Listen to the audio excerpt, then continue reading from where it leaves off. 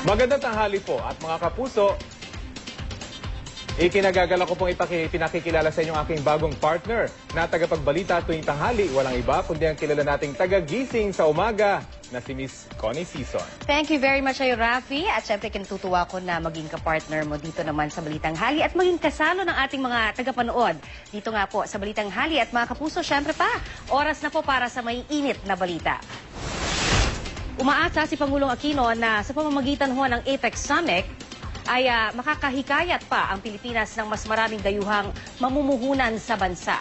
Kasabay ng pagmamalaki sa lumalagong ekonomiya ng Pilipinas, ibinida rin ng Pangulo ang kanyang gabinete at ang pagsugpo sa korupsyon na nagpasigla raw sa kalakalan sa bansa.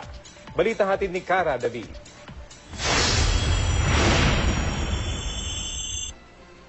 Sa unang araw ni Pangulong Noynoy Aquino sa Beijing, China para sa 22nd APEC Economic Leaders Meeting, humarap ang Pangulo sa mahigit 1,000 high-level business leaders. Pinapurihan ng Pilipinas sa tagumpay nito na mapalago ang ekonomiya sa loob ng maikling panahon. Sa kanyang talumpati sa APEC CEO Summit, sinabi ng Pangulo na ang pagsugpo sa korupsyon at pagbabago sa ilang budgeting processes ang nagdulot ng panibagong kumpiyansa sa Pilipinas, kaya napataas ang GDP growth nito at ngayon hindi na tayo sick man of Asia. We have proven good governance is good economics.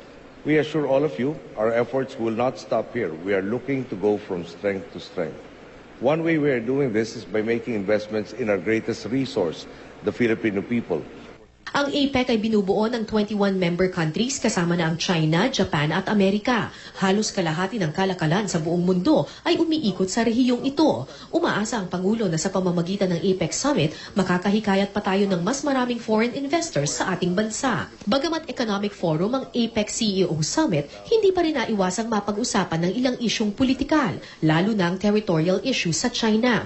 Tiniyak naman ng Pangulo na sinisikap nilang maging maayos ang relasyon ng Pilipinas at China sa kabila ng sigalot dulot ng issue sa West Philippine Sea. Matatag naman daw kasi ang relasyon ng Pilipinas at China sa larangan ng kalakalan at turismo. We seek to have, again, harmonious relationships with everybody so that we can concentrate on solving a lot of domestic problems that have to be addressed now. And we actually firmly believe that without stability, prosperity is an impossibility. Mula dito sa Beijing, China, Cara David, GMA News. Hiniling naman ng kampo ni Senador Jinggoy Estrada na sumailalim siya sa therapy dahil po yan sa pananakit umano ng kanyang balikat habang patuloy na nakapiit. Kaugnay pa rin po ng kanyang kaso, kaugnay ng pork barrel scam. May ulat on the spot si Mark Salazar. Mark? Connie, sa open court yan, sinabi ng abogado ni Senador Jinggoy Estrada, ibig sabihin ay wala silang written formal motion para hingin nga na payagan ng senador na makapag-therapy session dahil sa kanyang iniintang sakit sa kanyang balikat. Kaya dahil dyan, ang utos ng korte ay magsulat sila ng formal motion at dapat ay nakalakip yung rekomendasyon ng doktor na nagsasabi na kailangan nga ng senador ang therapy session na ito. Sa kalahating araw na pagpapatuloy ng bail hearing para kay Senador Estrada dito sa 3rd Division, Connie, ay dalawang prosecution witnesses ang hindi natuloy yung kanilang mga testimonya dahil sa mga question. Halimbawa, unang nasalang kanina umaga ay si Mary Arlene Baltazar, na dating bookkeeper ni Janet Lim Napoles, na kinwestiyon ng prosecution yung paggisa sa kanya ng mga abogado ng depensa dahil sumasaklaw daw ito yung mga tanong. Kasi ang mga tanong magkano ba yung allowance na nakukuha mo sa Witness Protection Program? Ito ay in the aim of impeaching o para maliitin ang integridad ng testigo. At sinabi ng mga taga-DOJ, ng mga prosecution panel, na ito ay bawal ang mga detalye sa ilalim ng Witness Protection Program o yung arrangement ng Witness Protection Program na sumasaklaw kay Baltasar. Kaya dahil may question dyan, ang gusto ng korte, masiguro muna kung ano nga ba idinidikta ng IRR, yung Implementing Rules and Regulation ng batas sa Witness Protection Program. At siguraduhin ng korte na wala silang masasagasaan na batas. Kaya pinagpaliban muna yung pag-isa kay Baltasar. At sunod na isinalang ay si Ben Hurluy na hindi rin naituloy dahil kinwestiyon naman ng yung mga yung mga dokumento na ipinresent ng prosecution dahil galing pala yung mga printout na yon sa ibang divisions ng Sandigan Bayan na ginagamit naman sa kaso ni Senador Bong Revilla. Kaya ang sabi ng depensa, ay ano pa naman yung mag-print out ng sarili mga dokumento para sa 5th Division sa kaso ni Estrada. Dahil dyan, sa mga question na yan ay hindi rin natuloy. Kaya ipinagpaliban na itong pagdinig na ito sa November 24, 8:30 ng umaga. Connie? Maraming salamat, Mark Salazar. Kakabit na po ng Kapaskuhan ng Christmas rush. Pero ayon sa isang shopping expert, hindi naman daw kailangan ma-stress sa pakikipagsiksikan sa mga pamilihan. Ang ilang tips sa pamimili sa balitang hatid ni Suzy Abrera.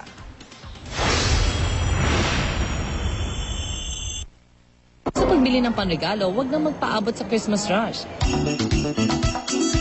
Hassle ang dami ng tao nagsisiksikan sa mga malls at pamilihan, kaya naman ilang mga Christmas bazaars ang aming natagpuan at ngayon pa lang sari-saring good finds na ang pwede niyong pagpilian. Pero bago sumabak sa pamimili, payo ng mga eksperto maglista muna ng mga bibilhin bago sumabak sa shopping at sapat na pera lang ang dalhin. Para hindi kayo matempt sa pagbili nyo sa mga bazaar ng mga sobrang item, dapat magdala lang ng tamang amount ng money. Yan. Para sakto lang sa mga checklist ang mga dapat niyong bilhin. Sa unang bazaar na aming pinuntahan sa Ortigas, Pasig, matitempt ka naman mapashopping sa mga sangkatutak na items. You could still haggle around. Okay? Pwede kang tumawad, kumbaga. At pagpasok, nariyan ang mga panindang perfect pang regalo. Sa mga kikay, may mga shoes na mabibili for as low as 300 pesos. Ganon din ang mga damit na pambabae. Meron din t-shirt sa mga lalaki for 350 pesos at rubber shoes na mabibili sa halagang 500 pesos.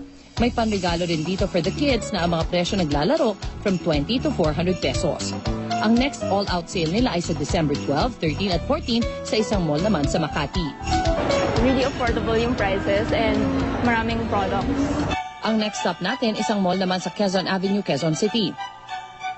Give love on Christmas Day sa inyong loved ones. Papaskuhin sila with personal touch gaya ng personalized towels na 45 to 55 pesos lang kada isa. May mga girly accessories din na 30 pesos at usong paracord accessories for men for just 80 pesos. Isa ring usong mug ngayon ang mason jars na mabibili rito mula 130 to 150 pesos. At ang mga anahaw bags na ito, gawang kamay daw at mula pa mismo sa Sorsogon na mabibili mula 100 to 800 pesos. Kung 100% Pinoy made naman ang inyong gustong iregalo sa bazaar na ito sa Makati, dumiretso. Nais namin iparating sa proyektong ito na ang mga produktong Pilipino ay tunay na may yabang. Gaya ng mga baby pillows, toys and clothes na ito na naglalaro ang presyo from 250 to 1,000 pesos. Ang mga long sleeves naman na ito akalaing imported pero sa design at quality ay truly Pinoy made. 990 pesos ang benta nila rito. Kung one-of-a-kind bags naman ang bet ninyong panregalo, meron sila rito. Mula sa presyong 350 to 1,500 pesos, sulit na. Mas merry na ang pamimili ng regalo ko ang mga pagbibilhan ninyo gaya ng mga bazaars na ito na maraming pagpipilian at sa presyo, panalong-panalo. Kaugnay naman po ng pagkakasangkot ng ilang pulis sa mga krimen, makakausap po natin si Police Chief Inspector Lerma Tirania, tagapagsalita ng NCRPO. Magandang umaga po sa tanghali, Chief Inspector Tirania. Si Connie Season po ito ng Balitang Hali. Hello, good afternoon, Connie, at sa ating mga taga-subaybay. Yes, nako, eto na nga na naman at may panibago na naman mga pulis na sangkot sa krimen. Sa tingin niyo bakit pa ulit-ulit na nangyayari at ano ho ang maaari na pwede na bang gawing aksyon ng PNP dahil parang talagang ang dami at dumadami pa silang mga pasaway? So, pinaiigtig natin ang disiplina ng ating mga kapulisan. So, hindi naman natin hindi ko konsintihin ng PNP ang mga gumagawa ng hindi maganda sa ating hanay. Oo. Nasampa na ho ba yung mga pulis na sinasabing sangkot ho sa pang-hold up sa isang messenger sa Pasay City? Okay, as of now po, sila ay atin ang kinasuhan. Ang dalawa sa kanila ay kasalukuyang nakadetine sa Pasay City Police Station. Opo. Ito hong ikakamusahin din natin kasi meron pang isang pulis na sangkot din sa isa pang huldapan. So gusto ho natin malaman, ito hong mga pulis na ito, ano na ho ang estado nila? So far, may mga abogado rin ho ba sila? Nakikipag-ugnayan ho ba sa inyo? Paano ho? So ito pong ating mga pulis na ito ay kasalukuyan na nga po silang nakadetain sa sa station, and yung isa po ay pinaghahanap na po ng ating mga kasamahan.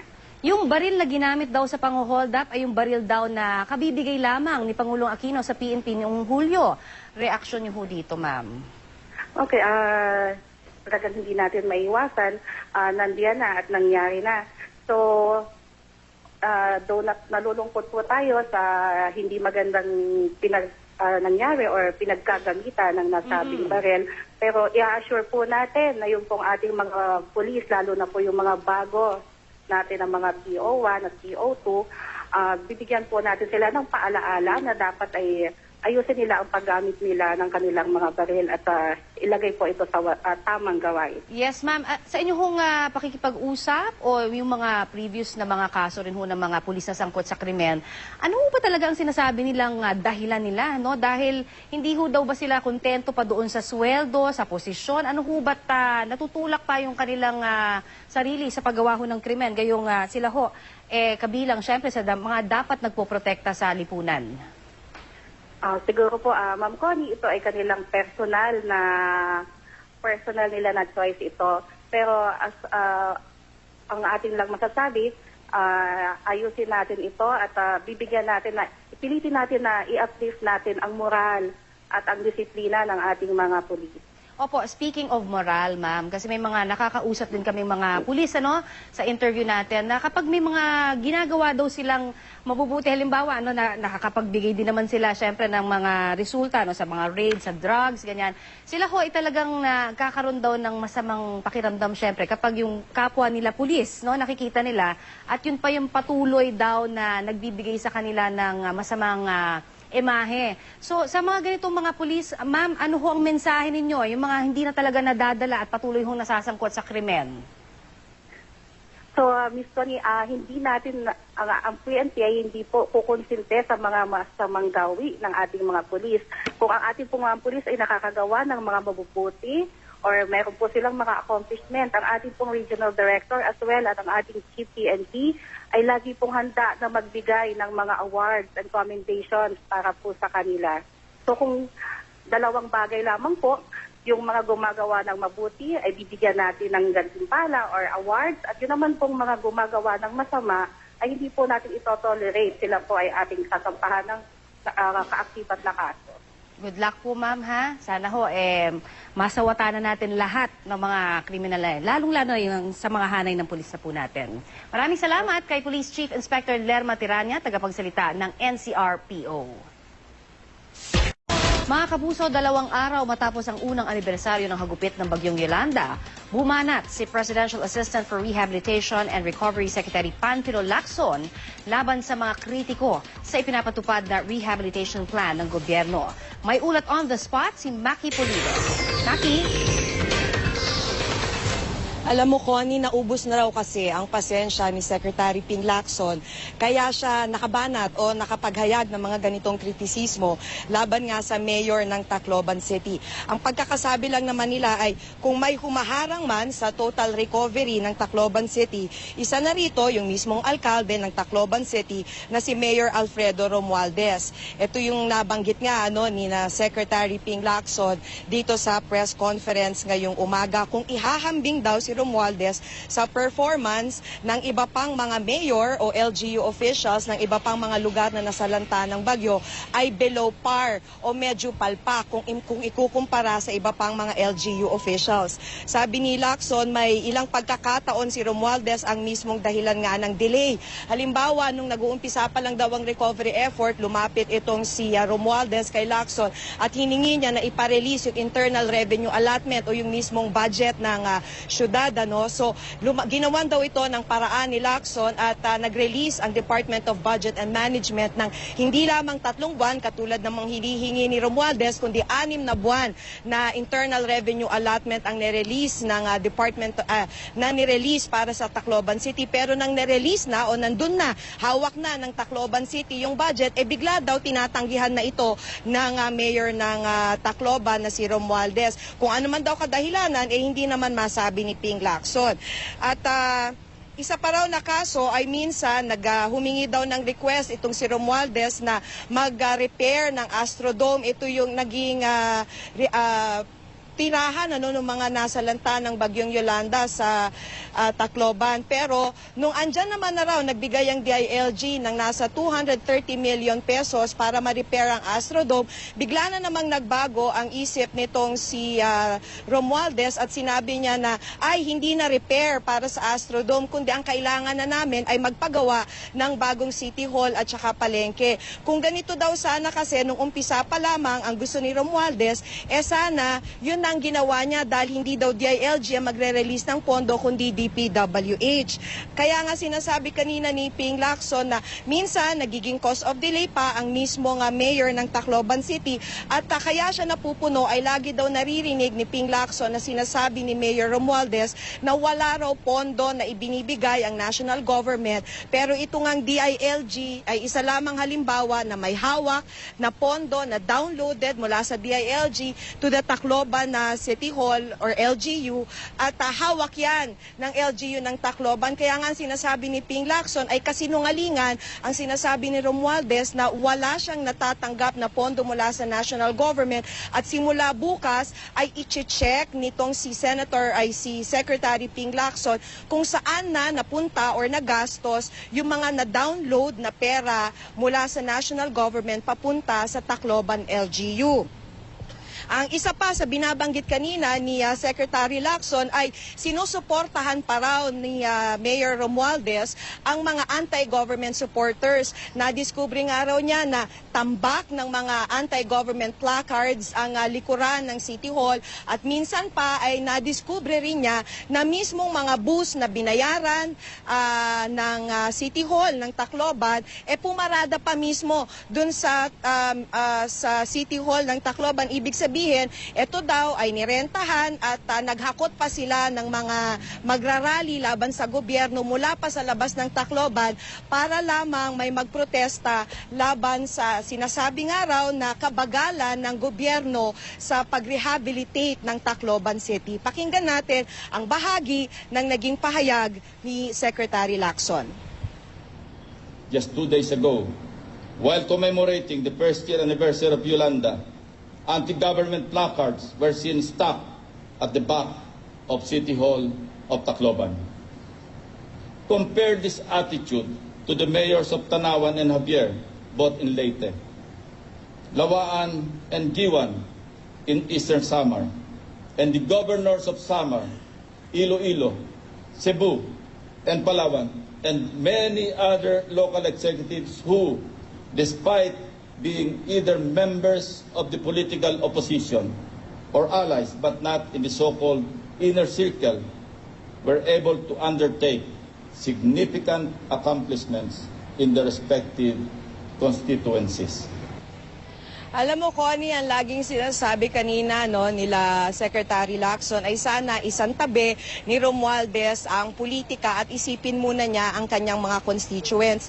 Ganun pa man, ilang ulit din namang idiniin nila Lacson at iba pang opisyal na nandito kanina sa may press conference na patuloy pa rin nilang iaabot ang kanilang tulong kahit na medyo may humaharang o may sumasagabal dun sa recovery effort sa Tacloban City. Connie? Maraming salamat, Maki Pulido.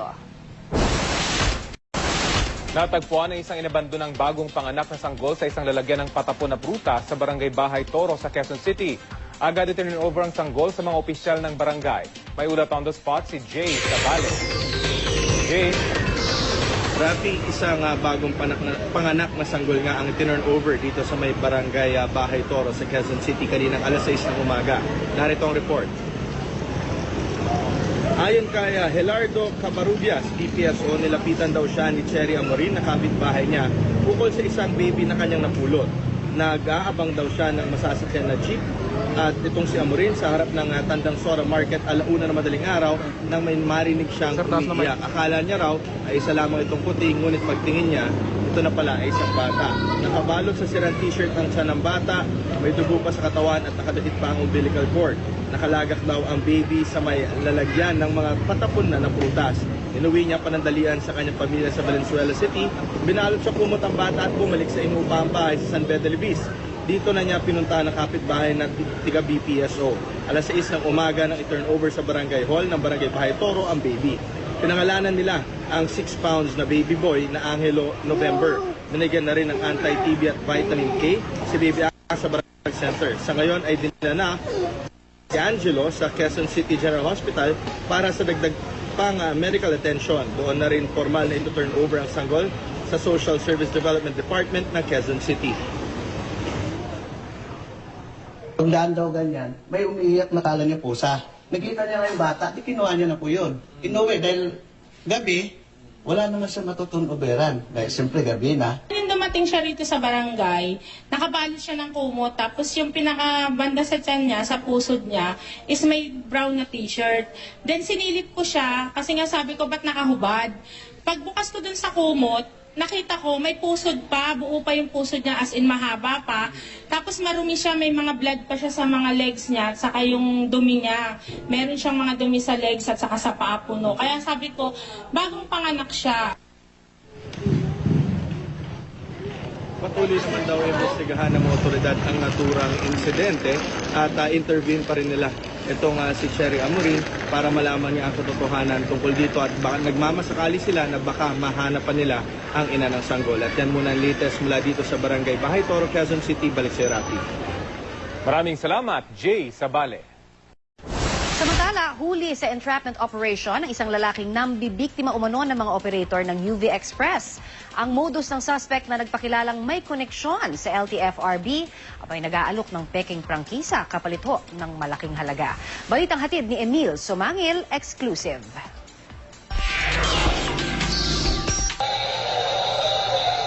Sa isang fast food chain, nagkasundo magkabilang panig na magbayaran. Ang nakaputing lalaking nasa kanan ng complainant. Kaharap niya ang suspect na naka-orange na t-shirt. Walang 10 minuto, inilabas ng complainant ang marked money, saka iniabot sa kausap. Dito na gumalaw ang mga pulis. Walang kaalam-alam ang suspect na si Jose Rodel Baay Barrera na paliligiran na siya ng undercover police officers. Dinakip ng CIDG si Barrera bunsod ng patong-patong na reklamong inihain ng UV Express operators. Batay sa complaint, nangako si Barrera na mai-issuehan sila ng prangkisa kahit pa suspended ngayon ang pagpapalabas ng LTFRB ng franchise. Pakilala raw ni Barrera, may koneksyon siya sa ahensya. Higit 30,000 lang dapat ang bayad sa prangkisa kung open ang franchise application at daraan sa proseso. Pero ang singil ni Barrera, 180,000 pesos. 70,000 piso raw ang hininging down payment. Ang kalahati ng bayad, ibibigay sa oras na lumabas na ang franchise at yellow plate sa loob ng 3 buwan. Naririnig ko mismo yung demand ng taong kausap nila na pag hindi nila binigay yung karagdagang pera, talagang walang mangyayari dun sa kanilang mga prangkisa. Isa sa mga biktima si Clarito Cairo, halos 30 taong naging chief mate ng isang tanker vessel.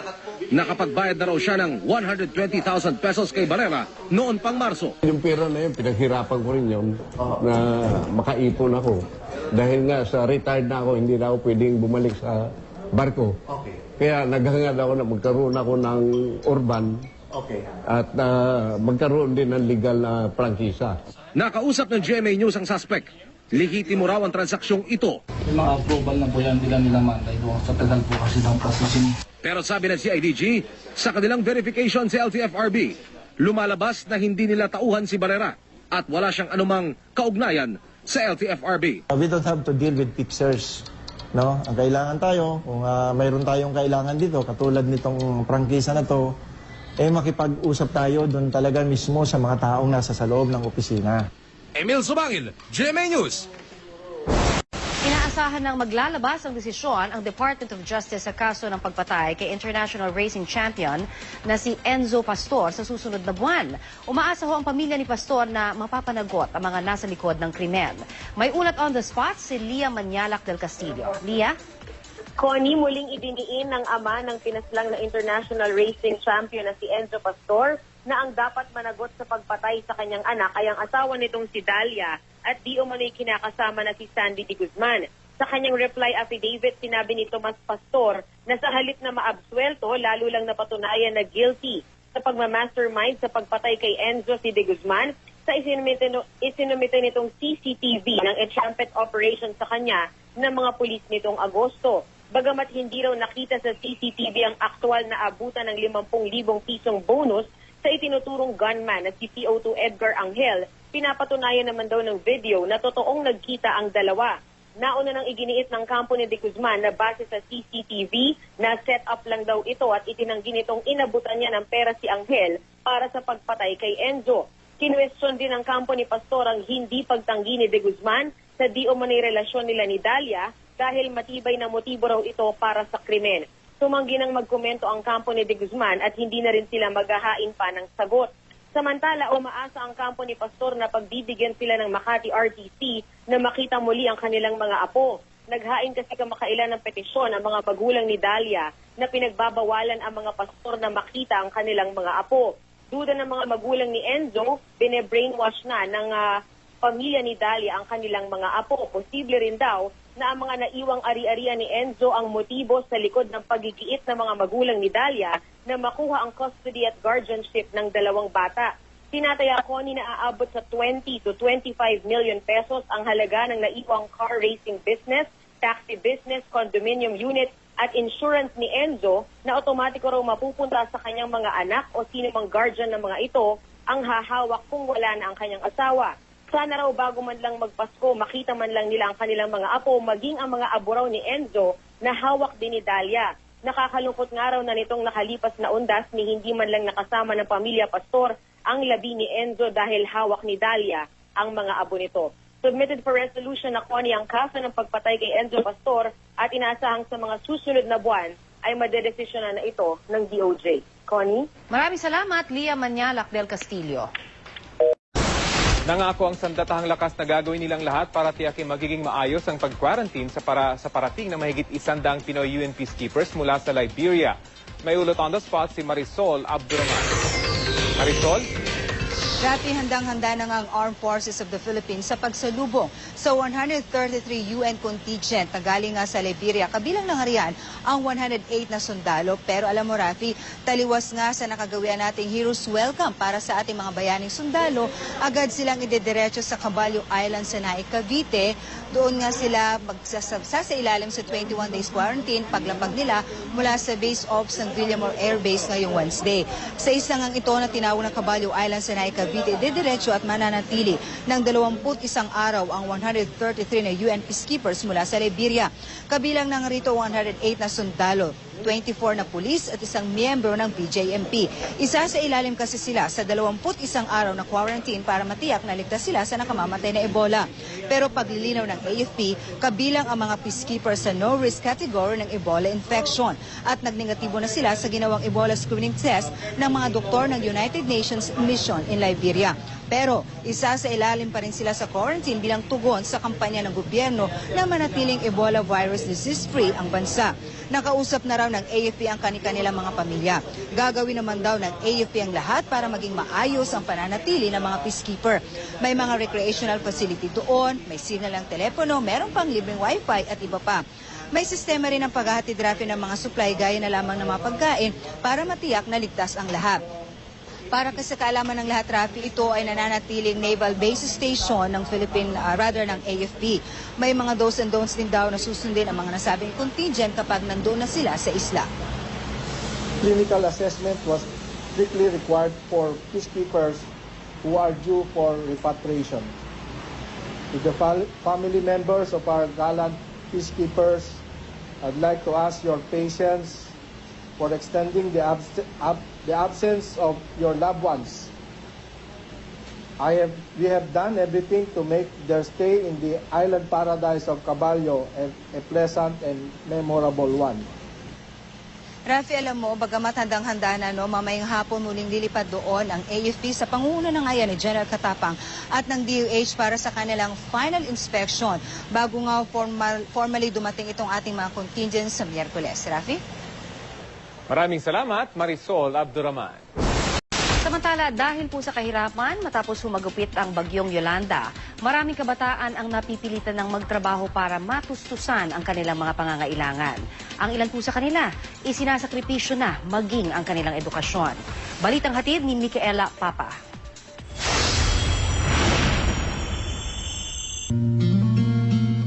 Maaga pa lang bumabiyahe na si Rendil kasama ang kanyang ina. Pero di gaya ng isang karaniwang 13 anyos na dalagita. Hindi sa eskwela, kundi sa pabrikang ito ang bagsak niya. Imbis na libro, kutsilyo at alimasag ang hawak niya. Ano na iniisip mo pag nahihirapan ka na? Dahil sa papa ko. Pakawa din sila sa akin na gusto nilang magtrabaho. Sakit yung tatay nila, hindi na makatrabaho. Dati nang sadlak sa kahirapan ang pamilya ni Rendil, pero lumala raw ang sitwasyon nang tuluyang matigil sa pangingisda ang may tuberculosis niyang ama matapos tumama ang bagyong Yolanda. Nasa 40 milyon ang may hirap na bata sa Pilipinas. Mula rito, 750,000 ang nasasadlak sa pinakamalubhang uri ng kahirapan, kung kaya naman marami ang napipilitang magtrabaho. Batay sa pag-aaral ng Philippine Institute of Development Studies, may 8 pangangailangan ang naipagkakait sa mga bata. Si Rendil, higit pa raw sa 5 ang nararanasan ngayon ng kanyang pamilya. Sa edukasyon, Wala naman ako nag-aaral. sa kabuhayan, Inisip ko ng papabulong ko sa papa. sa tirahan, Lahat kami umiiyak. Ang pagkawasak ng bahay namin. sa kalusugan, nagkaroon na ba ng pagkakataon na sugatan ka? Marami. At sa tubig at sanitasyon. Kumukuha ng tubig sa balon. Nadagdagan talaga yung pagkamahirap ng mga mahirap na talaga ng mga bata. They have to start from the very beginning para naman mapundar yun. Bagamat kabilang sa Pantawid Pamilya Program ang kanyang pamilya, hindi pa rin ito sapat upang punan ang kanilang mga pangangailangan. Isang dahilan bakit ina-allow yun ng mga parents at napansin ko yun sa mga parents ko kasi wala din silang impormasyon regarding doon sa karapatan dapat ng kanilang mga anak na hindi sila dapat nagtatrabaho. Sa halip sila ay dapat na nasa eskwelahan. Gusto mo bang pumapasok si Rendel sa ganyang trabaho? Hindi na tani, ma'am, kung sapat na yung kita namin. Hindi na tani pwedeng magganong pa sa mga magulang niya. Pero sa ngayon, tila malayo-layo pa bago tuluyang makaahon sa kanilang kinasasadlakan ng pamilya. At ang pangarap ni Rendil, parang mga bahay na tuluyang pinadapa ni Yolanda. Sa ngayon ba, gusto mo pa bang ipagpatuloy yun, yung pagiging architect? Hindi. Hindi na. Bakit? Nagtatrabaho sa Manila. Isang bahay. Micaela Papa, GMA News. Punong abala si Mark Hera sa first birthday party ng kanyang panganay. Kwento ni Mark dahil sa kanyang baby girl, may specific na siyang hinahanap ngayon sa kanyang magiging next girlfriend. Narito ang Star Bites. Bongga ang naging first birthday celebration ng anak ni Mark Hera sa si Ada Sofia Nicolette na ginanap kahapon sa isang events place sa Quezon City. Dagsarin ang mga bisita mula sa loob at labas ng showbiz at isa sa mga punong abala ay si Mark. Iba yung pakiramdam na parang na-overwhelm ako na parang hindi naman ako masyadong naging emotional pero alam mo parang deep inside parang gusto mong umiyak. Gusto kong umiyak na parang first birthday. Parang, dati umaattend ako sa mga first birthday ng mga inaanak ko, di ba? Ngayon parang akin to. Akin sa anak ko to, kaya ada lahat to. So, ako naman, so happy. Time flies so fast. Parang kailan lang ngayon ay may 1-year-old daughter na siya. Kaya malaki na rin daw talaga ang ipinagbago ng aktor. Todo kayo daw siya ngayon para kay Baby Ada at sa bawat trabahong iminibigay sa kanya, sineseryoso na niya. Pero paano kung ang proyekto medyo may pagka-daring at kailangan magpakita ng ilang maselang bahagi ng katawan? Gaya ng upcoming movie ni Mark na Cain at Abel, kung saan may mga sexy scene rin. Hindi ba siya nag-aalinlangan lalo pat babae ang anak niya at pwede itong mapanood ni Ada in the future? Sabi ko, baby, tingnan mo yung daddy mo. Sexy. Hindi, ako naman parang, I want Ada to be proud. Diba? Sabi natin, hindi niya pa ma-appreciate ngayon yan. Pero, syempre, kahit ano pa siguro yung magawa kong project in the future, alam ko naman na magiging proud sa akin si Ada. Pero may isa raw pinangangambahan ngayon si Mark at ito ay kung dumating yung time at makahanap siya ng partner. Hindi lang ako. Kumbaga, kung sakaling meron ako ligawan in the future, dapat tanggap niya si Ada ng buong buo. Kasi kung hindi niya kaya tanggapin, hindi pwede. Tila mini reunion naman para sa Starstruck Batch 1 ang birthday ng anak ni Mark dahil dumalo rin ang mga kapwa niya alumni na parents na rin gaya ni Yasmin Curdy kasama si Ayesha, Cherise Solomon with her baby boy. Ang napabalitang hiwalay na sina Katrina Halili at Chris Lawrence, bagamat mailap sa kamera ang dalawa, ay present pa rin sila with their 2-year-old daughter Kaytrance. Magsisimula na bukas ang serye ng pulong para sa pagpili ng bagong head coach at lineup ng Gilas Pilipinas National Basketball Team. Handa naman daw ang basketball legend at dating senador na si Robert Jaworski sakaling siya ang mapiling bagong coach ng Gilas. Balitang hatid ni Mark Zambrano.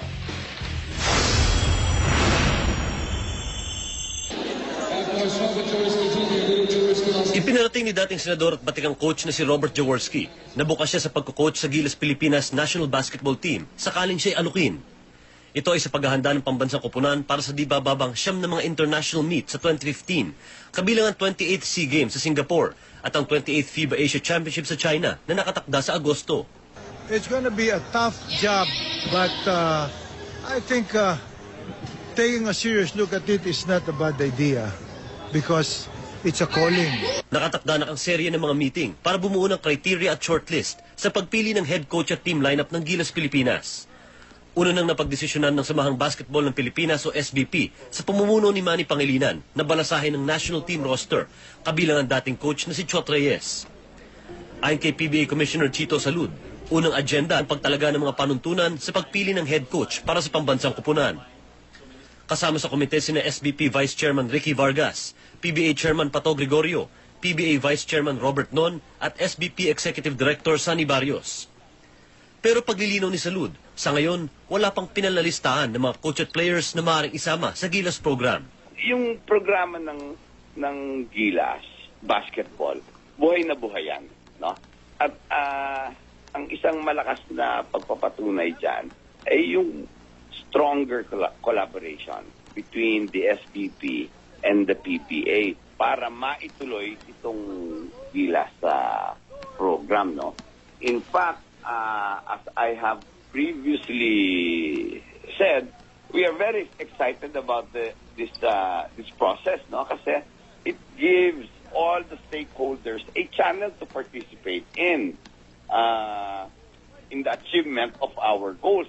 Target ng komite na magdaos ng interview sa mga shortlisted na coaches ngayong Nobyembre para umabot sa meeting ng SBP sa Disyembre. Mark Zambrano, GMA News. Nakipagtagisa naman ang galing sa paglalaro ng American football ang Philippine Lady Punishers kontra po yan sa mga manlalaro ng Guam. Ang koponan planong katawanin ang Pilipinas sa mga international competition. Balitang hatid ni Bam Alegre.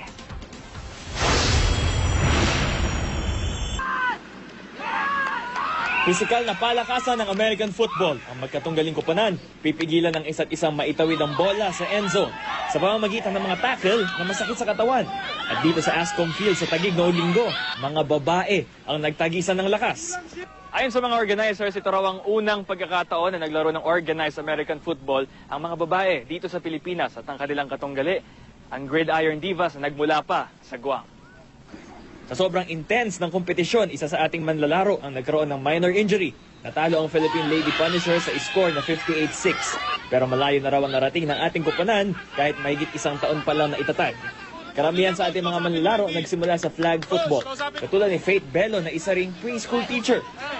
I didn't expect that we'd score because the Guam team has been playing for like so many years now and we've been like playing for a year pa lang. So I think we're doing good. It's a rough start for them. They've showed real, heart and will. I'm going to tell you that stands out. Nasa proseso raw ang American Football Federation of the Philippines na mangalap ng suporta sa koponan, lalo't plano nilang katawanin ng Pilipinas sa mga international competition. The Lady Punishers, they have like future games like against Japan, as I said before, and other Asian teams. Bam Alegre, GMA News. Samantala, patay naman ang isang binatilyo sa Malabon City matapos umanong pagbintangang tulak ng droga. 3 barangay tanod ang itinuturong nasa likod ng krimen. Balitang hatid ni Bam Alegre. Sa gilid ng kalsada, pinaglalamayan ng bangkay ng isang binatilyong binaril ng 2 beses sa ulo sa barangay Tanyong, Malabon City.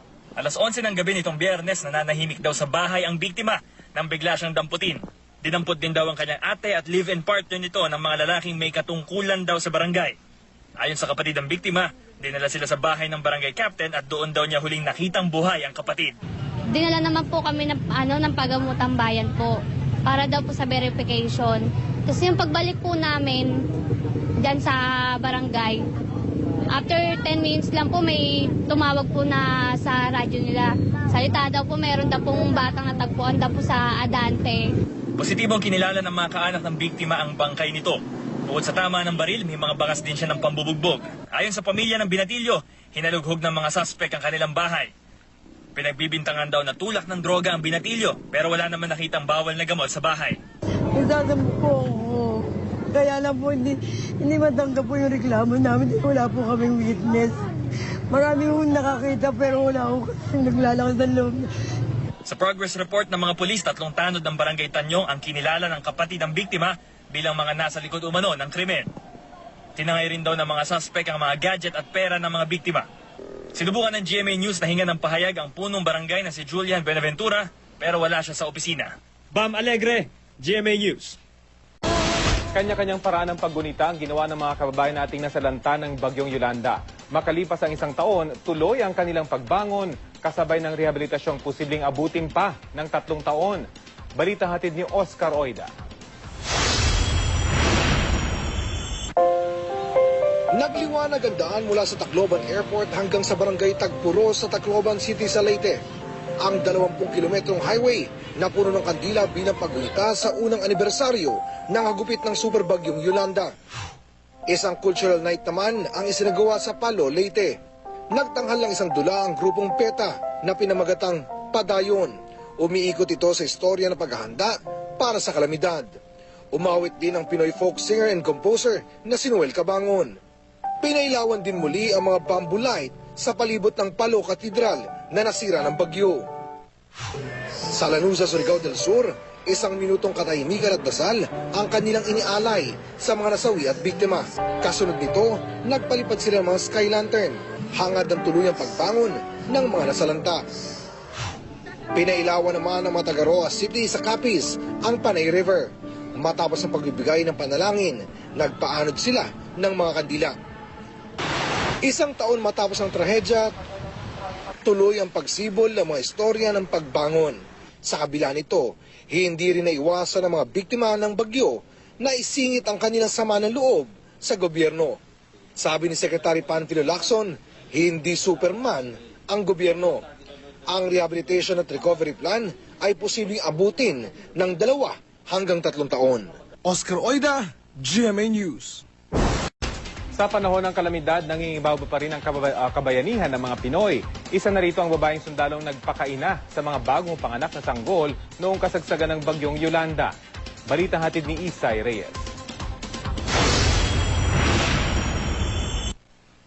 Isang taon na ang nakakaraan ang kumalat ang litratong ito ng isang sundalo. Maraming humanga sa kabayanihang ipinakita ng sundalong si Corporal Anjanet Obligado. Nakuhanan siya ng litrato habang nagbe-breastfeed sa ilang bagong panganak na sanggol sa isang evacuation center sa Tacloban City. 2 buwan pa lang noon, buhat ng ipanganak niya ang unika ihang si Olive.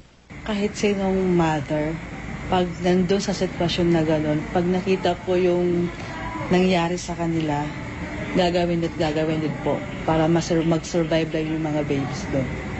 Binalikan namin siya kahapon at kwento niya, may ilang pagkakataong nakabalik siya sa Tacloban. Muli niyang pinadede ang isa sa mga sanggol doon. Sinubukan din niyang hanapin ang mga sanggol na kanyang kasama sa litrato, pero bigo siya. Sana okay sila. Kahit dati pa nung na-breastfeed ko yung mga baby ng biktima ng Yolanda, sabi ko naman sana makita ko sila paglaki nila, mag-meet kami. Sa unti-unting pagbangon ng mga apektado ng Bagyong Yolanda, dalangin niya ay sana isang araw makita, mahagkan at maalagaan niyang muli ang mga sanggol. Halos kaedaran ng mga inaruga niyang sanggol ang mahigit 1 taong gulang niyang anak. Napaka-significant lang na i-share ko yung meron ako. Tapos, hindi ko sila kaano-ano. Hindi ko alam, parang a part of me kasi na na-share ko sa kanila. May connection lang. Isay Reyes, GMA News. Muling pinayagang makalabas ng Veterans Memorial Medical Center si dating Pangulo at ngayon Pampanga Representative Gloria Arroyo. Nakatakda kasing ilibing ngayong araw ang apo ng dating Pangulo na namatay dahil sa sakit sa puso. May ulat on the spot si Sherry Ann Torres. She? Yes, Rafi, gaya ng mga nakalipas na araw, muling lumabas ng Veterans Memorial Medical Center o VMMC si Pampanga Congresswoman Gloria Arroyo. Ito ay para sandali makasama ang kanyang 1 taong gulang na apong si Jorge Alonso Bernas na pumanaw kamakailan dahil sa sakit sa puso. Ang kaibahan lang ngayong araw, sa pagkakataong ito, alas 8:28 na umaga umalis ng VMMC si Congresswoman Arroyo kasama ang security escorts na inassign sa kanya ng Philippine National Police. Sa mga nakaraang araw kasi, dakong alauna umaalis ng VMMC si Congresswoman Arroyo para makadalaw sa burol ng kanyang apo sa tahanan ng mga Berna sa North Forbes Park sa Makati City. Ngayong araw kasi ang libing na apo ni Gina Arroyo na anak ng unika iha niyang si Luli Arroyo Bernas. Alas 9 na umaga hanggang alas 3 lang ng hapon ang ibinigay na pagkakataon ng Sandigan Bayan kay Gina Arroyo para magtagal dito sa Makati City. Ilan na kausap natin na malapit sa pamilya Arroyo ang nagbigay impormasyon na nag-alay na misa kanina alas 10 ng umaga para kay Jorge Alonso ang mga nagmamahal sa kanya. Hapon daw ang itinakdang oras ng paghatid sa kanya sa huling kantuan. Sa pagkakataong ito, mas ramdam, Rafi, ang pagbibigay importansya ng pamilya Arroyo sa hinihingi nilang privacy. Ni isa sa mga miyembro ng kanilang pamilya hindi sumasagot sa mga tanong ng media. Maging ang mga abogado at iba pang kilalang malalapit sa pamilya Arroyo nananatili ring tahimik. Bago ito ipinarating ni Luli Arroyo sa GMA News ang pasasalamat ng kanilang pamilya sa lahat ng mga nakikiramay at nagdadasal para sa kanila. Hiniling din niya sa lahat ang paggalang sa privacy ng kanilang pamilya. Yan muna ang latest mula dito sa Makati City. Balik sa iyo, Rafi. Maraming salamat, Sherian Torres. I am ready. GMA Road Watch. Serbisyong totoo ng GMA News. Narito na ang lagay ng trapiko sa ilang pangunahing kalsada sa Metro Manila mula sa GMA Road Watch. Unahin po natin ang Katipunan Berkeley sa Quezon City sa tulong ng MMDA Traffic Camera.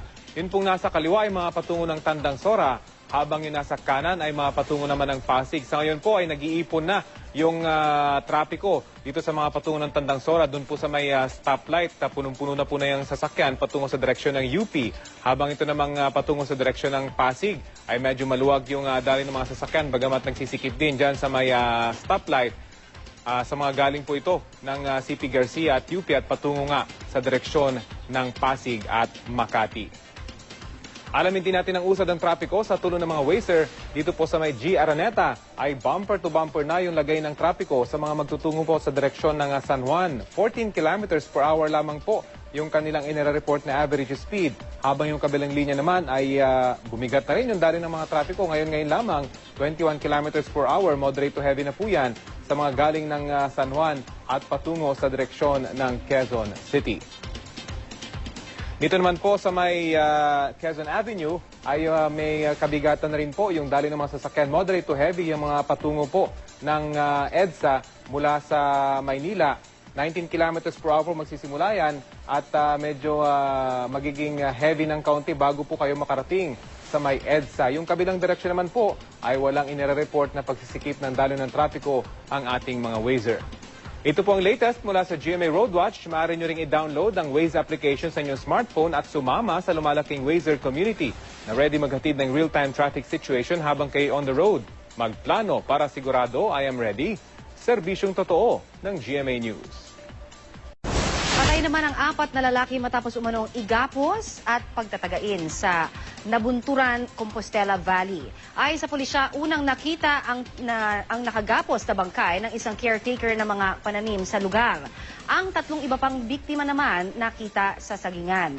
Patuloy pa ang investigasyon at paghahanap sa mga suspect sa krimen na posible umanong dahil sa awayan sa lupa. Nailibing na ang 20 taong gulang na lalaking biktima umano ng hazing sa Tagkawayan, Quezon. Hustisya ang hiling ng mga kaanak ng biktimang si Ariel Inofre. Ayon sa kanyang ina, hindi sila titigil hanggat hindi napapanagot sa batas ang mga suspect. October 19 ang maganap ang umano'y initiation rites ng Tau Gamma Fraternity. Namatay si Inofre dahil sa impeksyon at kidney failure. Pinaghahanap pa rin ang mga suspect sa umano'y hazing na nahaharap sa kasong homicide. Mas matatag na strategic partnership, yan ay pinangako ng Pilipinas at Vietnam sa kanilang bilateral meeting sa Beijing, China. Nakaharap ni Pangulong Noynoy Aquino si Vietnamese President Trung Tan sang parehong naroon para sa Asia-Pacific Economic Cooperation. Kasama ni Pinoy, sina DTI Secretary Gregory Domingo, Finance Secretary Cesar Purisima at Presidential Spokesperson Edwin Lasierda. Nakipagpulong din si Aquino sa isang credit rating agency kung saan binati ng kanilang CEO ang magandang economic performance ng Pilipinas.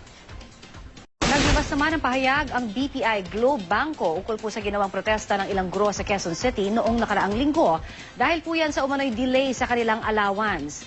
Ang naturang bangko ang katuwang ng lokal na pamahalaan ng lungsod sa pagbibigay ng allowance ng mga guro. Ayon po sa pahayag, real-time ang operasyon ng kanilang electronic disbursement facility.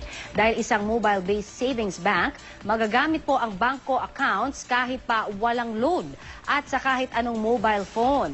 Makatatanggap din daw ang mga guro ng libreng text oras na may pumasok na credit sa kanilang account kaya hindi na raw nila kailangan pang mag-check sa mga ATM. May nadiskubring questionabling pagpapalabas ng pondo sa ilalim ng Conditional Cash Transfer Program o Pantawid ng Pamilyang Pilipino Program ang Commission on Audit nitong nakaraang taon. Sa mahigit 100 pahinang report, sinabi ng COA na libu-libong pamilya ang nabigyan ng cash ng DSWD kahit na wala ang mga ito sa official list ng National Household Targeting Office. Aabot daw sa mahigit 400 milyong piso ang naibigay sa mahigit 200,000 pamilya na hindi naman rehistradong beneficiary ng programa. Bukod dito, may nakita ring questionabling disbursement sa ilalim ng modified CCT ng DSWD na nagsimula pa noong 2012. Wala pang pahayag ang DSWD tungkol sa report ng COA. Dalawang pagsabog ang bumulabog sa Zamboanga City kagabi. Ayon sa Zamboanga Police, bandang alas 7:30 kagabi nang magkaroon ng pagsabog sa ikalawang palapag ng isang massage parlor at videoke house. Agad naman itong nirespondihan ng PNP Explosive and Ordnance Disposal Unit. Pero habang sinusuri ng K9 unit ang isang kahina-hinalang bagahe sa labas ng establishmento, bigla naman itong sumabog. Isang pulis ang sugatan. Patuloy na inaalam kung sino ang nasa likod ng pagpapasabog. Ayon naman sa mga otoridad, posibleng diversionary tactic lang ito ng grupong Abu Sayyaf na ngayon ay tinutugis na ng militar sa Basilan at Sulu. Sa kabila naman ng kambal na pagsabog, tiniyak ng lokal na pamahalaan na ligtas ang lahat na nakikisa sa isinasagawang Boy Scouts of the Philippines Jamboree sa lungsod. Samantala, iniurong na ni Megan Aguilar ang reklamong pananakit laban sa kanyang dating kinakasama. Nakiusap daw kasi kay Megan ang ina ng kanyang live-in partner na si Ali na iatras ang reklamo at bigyang pagkakataon ang anak na makapag-rehab at ayusin ang kanyang buhay. Emosyonal ang anak ni Ka Freddy habang ikinikwentong madalas siyang sinasaktan daw ni Ali kapag nalalasing na. At kinabukasan kapag nahimasmasa na, wala na raw naaalala ang lalaki sa ginawang pananakit kay Megan. Hinihiwalayan na raw ni Megan ang lalaki pero ayaw siyang pakawalan ng kinakasama. Humingi na ng barangay protection order laban sa kanyang partner, ang singer. Iniinda pa rin ni Megan ang pananakit ng likod at braso at hindi rin daw maigalaw ng singer ang kanyang leeg. Patuloy pa rin kinukuhana ng panig ang dating kinakasama naman ng singer. I am ready! GMA Weather, serbisyong totoo ng GMA News. Mga kapuso, maging I am ready sa malalamig na umaga sa mga susunod na araw. Ayon sa Pag-asa, epekto ito ng muling paglakas ng hanging amihan sa northern at central Luzon, habang tail end of a cold front naman ang nakakaapekto sa eastern section ng southern Luzon. Dahil din sa mga weather system na ito, posibleng magkaroon ng mahihinang ulan ngayong araw sa silangang bahagi ng southern Luzon, kabilang na ang Camarines Provinces at Catanduanes. Dito naman sa Metro Manila, mababa lang ang tsansang umulan. Samantalang sa Visayas, may mahihina ring ulan na posibleng maranasan lalo na sa silangang bahagi nito. Sa Mindanao, may hinang ulan at thunderstorms din ang inaasahan, lalo na sa northern Mindanao at Caraga region. Yan po ang latest mula sa GMA Weather. Magplano para sigurado, I am ready. Serbisyong totoo ng GMA News. Dumalo sa isang misa ang pamilya Binay para sa kaarawan ng mag-asawang sina Vice President Jejomar at Dr. Elenita Binay. Hindi naman naiwasang matanong ang mga Binay sa kinakaharap nila ngayong mga kontrobersiya. May ulat on the spot si Sandra Aguinaldo. Sandra? Yes, Connie, kampante nga itong si Vice President Jejomar Binay sa nakaschedule na debate nila ni Senador Antonio Trillanes IV sa November 27. Sabi niya, hindi naman daw niya kailangan pang maghanda sa debate dahil luma na naman ang mga issue laban sa kanya. Nakuna ng pahayag ng media si Binay nang dumalo siya sa misa sa Makati City Hall kanina. Kahapon ang kaarawan ni Dr. Elenita Binay habang bukas naman ang kaarawan ni VP Binay. Dumalo rin ang anak nila na sina Senador Nancy Binay at Makati City Mayor Junjun Binay. Ayon kay Dr. Binay, ayos naman daw ang pamilya at lumalakas ang loob nila dahil sa nakikita nilang suporta mula sa ibang tao. Pero ayon kay Senador Nancy Binay, apektado ang kanilang pamilya sa mga batikos laban sa kanilang ama. Umalis naman agad si Mayor Junjun Binay matapos ang misa. Hindi naman dumating sa misa si Congresswoman Abby Binay. Itinakda na sa November 27 ang debate sa pagitan ni Binay at Senador Trillanes. Si Senador Trillanes handa na rin daw naman sa naturang debate. Yan ang pinakahuling ulat mula sa Makati City. Connie? Maraming salamat, Sandra Aguinaldo. Sa volleyball, wagyang defending Open Conference champs na Cagayan Valley Lady Rising Suns kontra sa Philippine Army Lady Troopers sa Game 2 ng finals ng Showcase V-League. Balita hatid ni Mark Zambrano.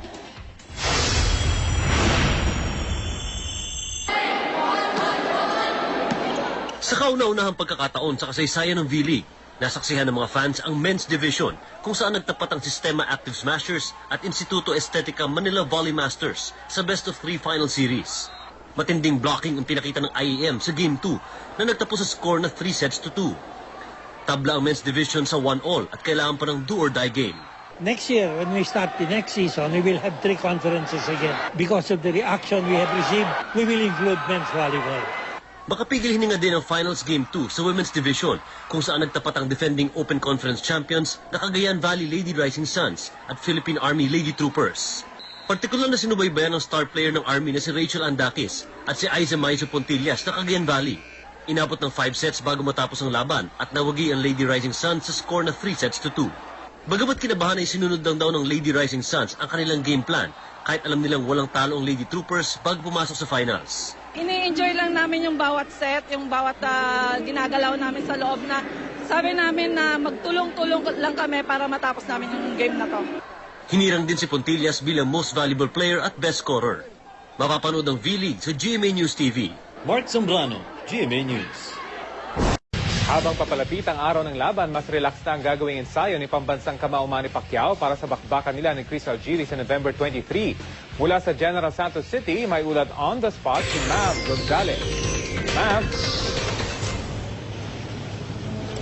Rafi, nasa huling linggo na nga ng training camp si Manny Pacquiao dito sa General Santos City at sa ngayon, nasa 100% raw ang kondisyon ng ating pambansang kamao.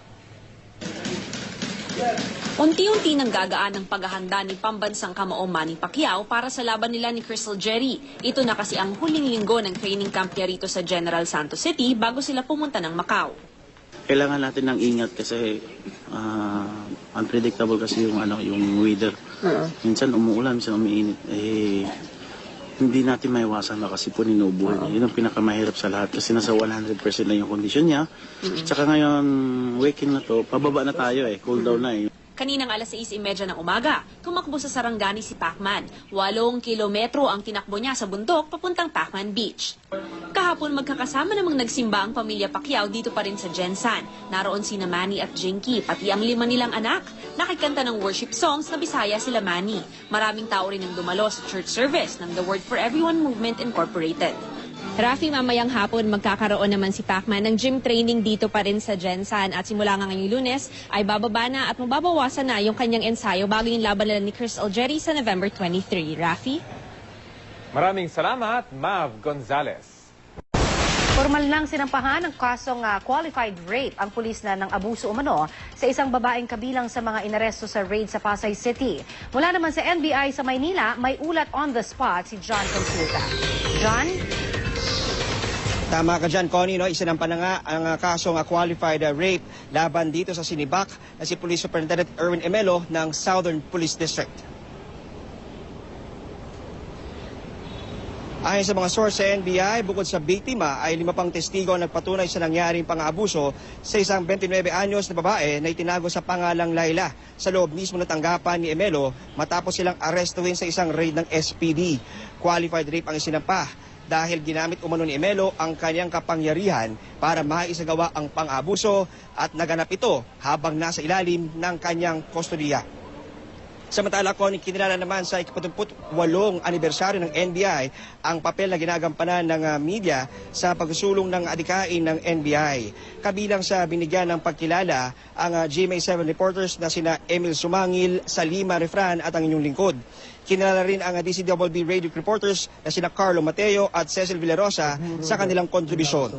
Pinasalamatan ni NBI Director Virgilio Mendez ang natatanging ambag ng mga naturang personalidad sa pagbabalita ng mga aksyon ng NBI sa pagharap ng hamon ng pag-iimbestiga at magbigay hustisya sa mga malalaking kaso sa bansa tulad ng Atimonan Massacre, Balintang Channel Shooting, pork barrel scam, pagbuwag sa mga local at international drug syndicates, terrorist groups, human trafficking at maraming iba pa. Pinarangalan din ngayong araw ang mga NBI agents na kasama sa ginawang raid sa tinuturing na pinakamalaking drug bust sa kasaysayan sa mahigit 2 bilyong pisong modernong mega shabu lab sa Kamiling Tarlac noong nakarang linggo, kung saan 6 na Chinese drug lord at chemist ang nasa kote. Nangakong NBI na mas paigtingin nila ang paglilingkod sa pamamagitan ng mabilis at masinop na pag-aksyon at pag-iimbestiga sa mga malalaki at kontrobersyal na kaso na kanilang hahawakan sa hinaharap. At yan muna ang latest mula pa dito sa NBI. Balik sa iyo, Connie. Congratulations sa inyong lahat dyan, John. At maraming salamat. Yan po naman si John Consulta. Magandang tanghali po at mga kapuso. Ikinagagala ko pong pinakikilala sa inyong aking bagong partner na tagapagbalita tuwing tanghali. Walang iba kundi ang kilala nating taga-gising sa umaga na si Miss Connie Sison. Thank you very much sa'yo, Rafi. At syempre, kinatutuwa ko na maging kapartner mo dito naman sa Balitang Hali at maging kasalo ng ating mga tagapanood. Dito nga po sa Balitang Hali at mga kapuso, syempre pa, oras na po para sa may init na balita. Umaasa si Pangulong Aquino na sa pamamagitan ho ng APEC Summit ay makakahikayat pa ang Pilipinas ng mas maraming dayuhang mamumuhunan sa bansa. Kasabay ng pagmamalaki sa lumalagong ekonomiya ng Pilipinas, ibinida rin ng Pangulo ang kanyang gabinete at ang pagsugpo sa korupsyon na nagpasigla raw sa kalakalan sa bansa. Balita hatid ni Cara David.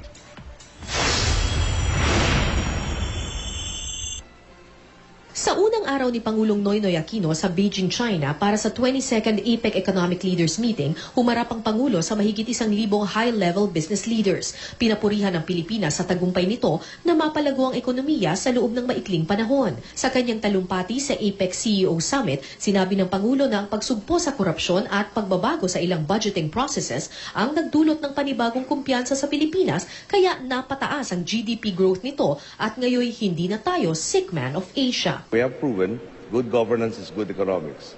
We assure all of you our efforts will not stop here. We are looking to go from strength to strength.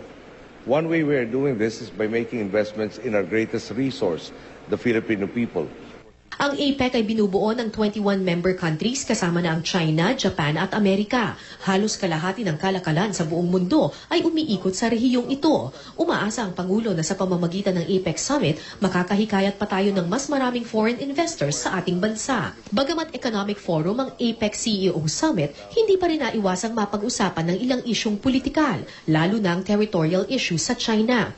Tiniyak naman ng Pangulo na sinisikap nilang maging maayos ang relasyon ng Pilipinas at China sa kabila ng sigalot dulot ng issue sa West Philippine Sea. Matatag naman daw kasi ang relasyon ng Pilipinas at China sa larangan ng kalakalan at turismo. We seek to have, again, harmonious relationships with everybody so that we can concentrate on solving a lot of domestic problems that have to be addressed now.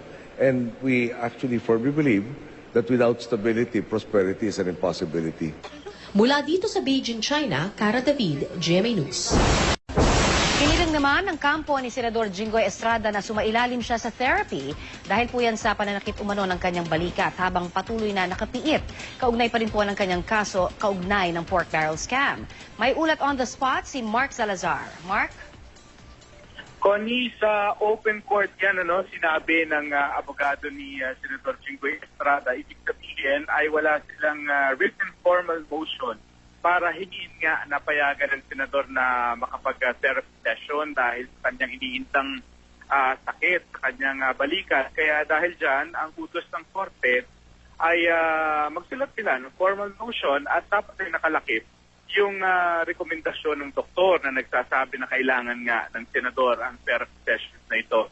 Sa kalahating araw na pagpapatuloy ng bail hearing para kay Senador Estrada dito sa 5th Division, Connie, ay dalawang prosecution witnesses ang hindi natuloy yung kanilang mga testimonya dahil sa mga question.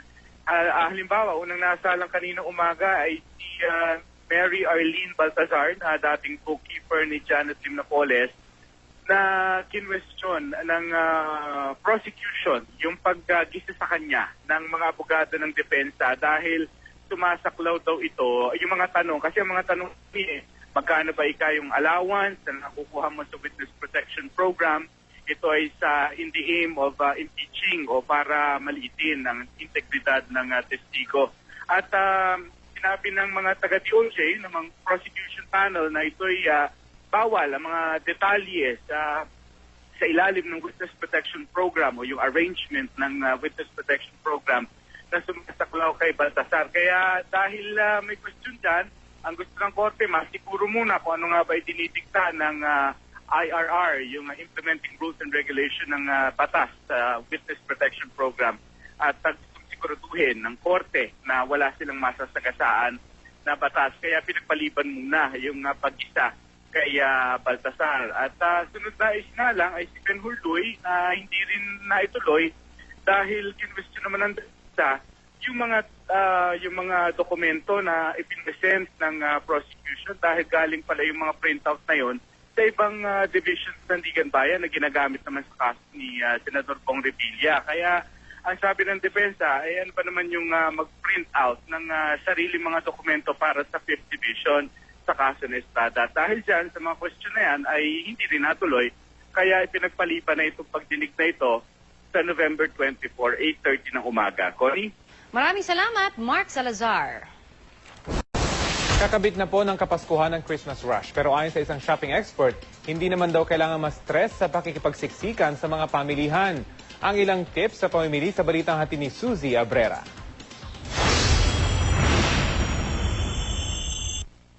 Sa pagbili ng panregalo, huwag na magpaabot sa Christmas rush.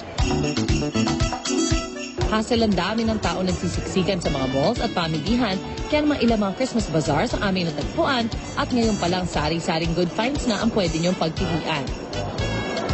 Pero bago sumabak sa pamimili, payo ng mga eksperto maglista muna ng mga bibilhin bago sumabak sa shopping at sapat na pera lang ang dalhin.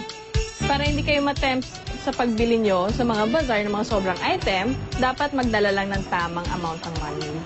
Yan. Para sakto lang sa mga checklist ang mga dapat mong bilhin.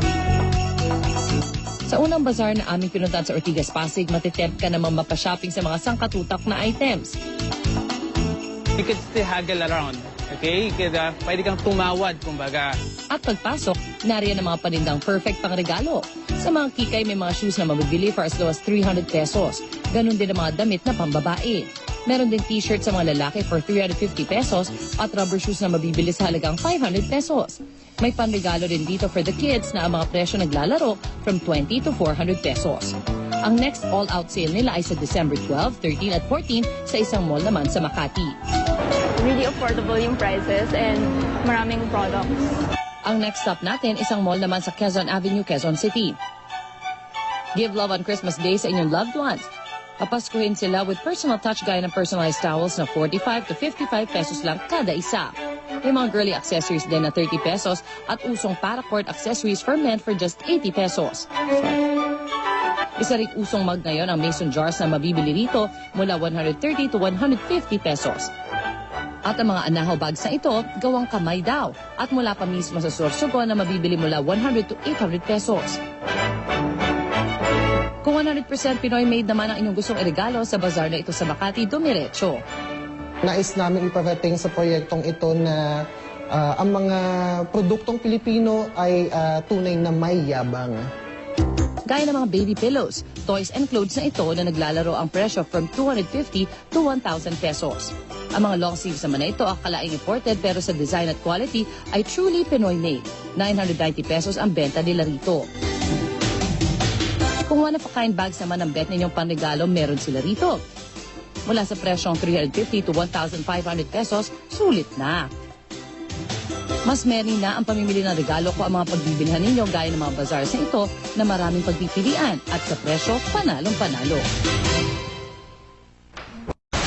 Kaugnay naman po ng pagkakasangkot ng ilang pulis sa mga krimen, makakausap po natin si Police Chief Inspector Lerma Tirania, tagapagsalita ng NCRPO. Magandang umaga po sa tanghali, Chief Inspector Tirania. Si Connie Season po ito ng Balitang Hali. Hello, good afternoon, Connie, at ating mga taga-subaybay. Yes, nako, eto na nga naman at may panibago na naman mga pulis na sangkot sa krimen. Sa tingin niyo bakit pa ulit-ulit na nangyayari at ano ho ang maaari na pwede na bang gawing aksyon ng PNP dahil para talagang ang dami at dumadami pa silang mga pasaway? So, pinaiigting natin ang disiplina ng ating mga kapulisan. So, hindi naman natin hindi ko konsintihin ng PNP ang mga gumagawa ng hindi maganda sa ating hanay. Oo. Nasampa na ho ba yung mga pulis na sinasabing sangkot ho sa pang-hold up sa isang messenger sa Pasay City? Okay, as of now po, sila ay atin ang kinasuhan. Ang dalawa sa kanila ay kasalukuyang nakadetine sa Pasay City Police Station. Ako. Ito ikakamustahin din natin kasi meron pang isang pulis na sangkot din sa isa pang huldapan. So gusto ho natin malaman, ito mga pulis na ito, ano na ho ang estado nila? So far, may mga abogado rin ho ba sila? Nakikipag-ugnayan ho ba sa inyo? Paano ho? So ito pong ating mga pulis na ito ay kasalukuyan na nga po silang nakadetain sa station, and yung isa po ay pinaghahanap na po ng ating mga kasamahan. Yung baril na ginamit daw sa pang-hold up ay yung baril daw na kabibigay lamang ni Pangulong Aquino sa PNP noong Hulyo. Reaksyon niyo ho dito, ma'am? Okay, talagang hindi natin maiwasan. Nandiyan na at nangyari na. So, though nalulungkot po tayo sa hindi magandang nangyari or pinagkagamitan ng nasabing baril, pero i-assure po natin na yung pong ating mga pulis, lalo na po yung mga bago natin ang mga PO1 at PO2, bibigyan po natin sila ng paalaala na dapat ay ayusin nila ang paggamit nila ng kanilang mga baril at ilagay po ito sa tamang gawain. Yes, ma'am. Sa inyo hong pakikipag-usap o yung mga previous na mga kaso rin ho ng mga pulis na sangkot sa krimen, ano ho ba talaga ang sinasabi nilang dahilan nila? No? Dahil hindi ho daw ba sila kontento pa doon sa sweldo, sa posisyon? Ano ho ba't natutulak pa yung kanilang sarili sa paggawa ho ng krimen? Gayong sila ho, kabilang syempre sa mga dapat nagpoprotekta sa lipunan. Siguro po, Ma'am Connie, ito ay kanilang personal nila na choice ito. Pero ang ating lang masasabi, ayusin natin ito at bibigyan natin ipilitin natin na i-uplift natin ang moral at ang disiplina ng ating mga pulis. Opo, speaking of moral, ma'am, kasi may mga nakakausap din kami mga pulis, sa interview natin, na kapag may mga ginagawa daw silang mabubuti, halimbawa, na nakakapagbigay din naman sila, syempre, ng mga resulta, sa mga raids, sa drugs, ganyan. Sila ho ay talagang nakakaroon daw ng masamang pakiramdam, syempre, kapag yung kapwa nila pulis, nakikita nila, at yun pa yung patuloy daw na nagbibigay sa kanila ng masamang imahe. So, sa mga ganitong mga pulis, ma'am, ano ho ang mensahe ninyo? Yung mga hindi na talaga nadadala at patuloy hong nasasangkot sa krimen? So, Ms. Connie, hindi natin, ang PNP ay hindi po kukonsinte sa mga masamang gawi ng ating mga pulis. Kung ang ating mga pulis ay nakakagawa ng mga mabubuti or meron po silang mga accomplishment, ang ating pong regional director as well at ang ating chief PNP ay lagi pong handa na magbigay ng mga awards and commendations para po sa kanila. So kung dalawang bagay lamang po, yung mga gumagawa ng mabuti ay bibigyan natin ng gantimpala or awards, at yun naman pong mga gumagawa ng masama ay hindi po natin ito-tolerate. Sila po ay ating sasampahan ng kaaktibat na kaso. Good luck po, ma'am, ha? Sana ho, masawatan na natin lahat ng mga kriminal, lalong-lalo yung sa mga hanay ng pulis na po natin. Maraming salamat kay Police Chief Inspector Lerma Tirania, tagapagsalita ng NCRPO. Mga kapuso, 2 araw matapos ang unang anibersaryo ng hagupit ng Bagyong Yolanda, bumanat si Presidential Assistant for Rehabilitation and Recovery Secretary Panfilo Lacson laban sa mga kritiko sa ipinapatupad na rehabilitation plan ng gobyerno. May ulat on the spot si Maki Pulido. Maki? Alam mo, Connie, naubos na raw kasi ang pasensya ni Secretary Ping Lacson. Kaya siya nakabanat o nakapaghayag ng mga ganitong kritisismo laban nga sa mayor ng Tacloban City. Ang pagkakasabi lang naman nila ay kung may humaharang man sa total recovery ng Tacloban City, isa na rito yung mismong alkalde ng Tacloban City na si Mayor Alfredo Romualdez. Ito yung nabanggit nga ni na Secretary Ping Lacson dito sa press conference ngayong umaga kung ihahambing daw si Romualdez sa performance ng iba pang mga mayor o LGU officials ng iba pang mga lugar na nasalanta ng bagyo ay below par o medyo palpak kung ikukumpara sa iba pang mga LGU officials. Sabi ni Lacson, may ilang pagkakataon si Romualdez ang mismong dahilan nga ng delay. Halimbawa, nung nag-uumpisa pa lang daw ang recovery effort, lumapit itong si Romualdez kay Lacson at hiningi niya na iparelease yung internal revenue allotment o yung mismong budget ng syudad. So, ginawan daw ito ng paraan ni Lacson at nag-release ang Department of Budget and Management ng hindi lamang 3 buwan katulad ng mga hinihingi ni Romualdez, kundi 6 na buwan na internal revenue allotment ang nirelease ng department na nirelease para sa Tacloban City. Pero nang nirelease na o nandun na, hawak na ng Tacloban City yung budget, bigla daw tinatanggihan na ito ng mayor ng Tacloban na si Romualdez. Kung ano man daw kadahilanan, hindi naman masabi ni Ping Lacson. At isa pa raw na kaso ay minsan humingi daw ng request itong si Romualdez na mag-repair ng Astrodome. Ito yung naging tirahan ng mga nasalanta ng Bagyong Yolanda sa Tacloban. Pero nung andyan naman na raw, nagbigay ang DILG ng nasa 230 million pesos para ma-repair ang Astrodome, bigla na namang nagbago ang isip nitong si Romualdez at sinabi niya na ay hindi na repair para sa Astrodome, kundi ang kailangan na namin ay magpagawa ng bagong City Hall at saka palengke. Kung ganito daw sana kasi nung umpisa pa lamang ang gusto ni Romualdez, sana yun ang ginawa niya dahil hindi daw DILG ang magre-release ng pondo kundi DPWH. Kaya nga sinasabi kanina ni Ping Lacson na minsan nagiging cause of delay pa ang mismo mayor ng Tacloban City at kaya siya napupuno ay lagi daw naririnig ni Ping Lacson na sinasabi ni Mayor Romualdez na wala raw pondo na ibinibigay ang national government, pero ito ngang DILG ay isa lamang halimbawa na may hawak na pondo na downloaded mula sa DILG to the Tacloban na City Hall or LGU at hawak yan ng LGU ng Tacloban. Kaya nga sinasabi ni Ping Lacson ay kasinungalingan ang sinasabi ni Romualdez na wala siyang natatanggap na pondo mula sa national government at simula bukas ay i-check nitong si Secretary Ping Lacson kung saan na napunta or nagastos yung mga na-download na pera mula sa national government papunta sa Tacloban LGU.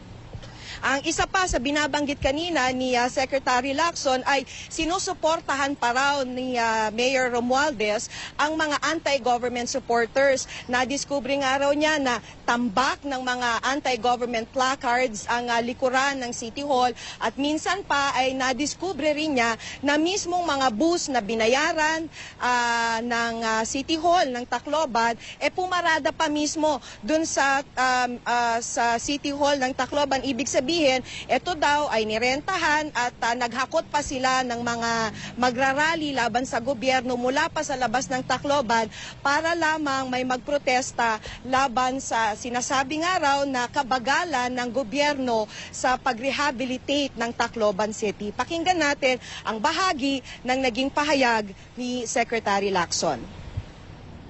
Just 2 days ago, while commemorating the first year anniversary of Yolanda, anti-government placards were seen stuck at the back of City Hall of Tacloban.